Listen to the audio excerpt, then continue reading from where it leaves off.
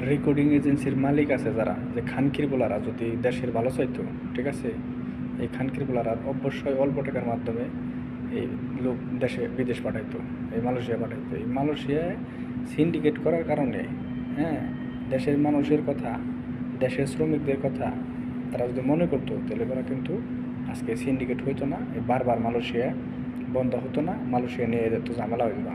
এই খানকিরগুলোরা দেশের শত্রু, এই রেকর্ডিং এজেন্সির মালিক আছে যারা, ঠিক আছে, এদেরকে আইনের আওতায় আনেন। প্রবাসীরা অতিষ্ঠ হয়ে গেছে, প্রবাসীদের টাকা নেওয়ার পরেও এরা কিন্তু কাজ করে না, ঠিক আছে।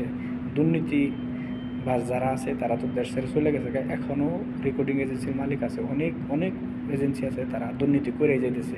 এইবার যদি খালি মালয়েশিয়া নিয়ে কোনো দুর্নীতি হয়, খানকির পোলাগো, ঠিক আছে, জুতা জুতা পিটা করা হইব, খানকির পোলাগো জুতা পিটা করা হইব। কোনো রেকর্ডিং এজেন্সির মালিকরা যদি খালি দুর্নীতি করে, মাদার চোদের বাচ্চারা, খানকির পোলারা।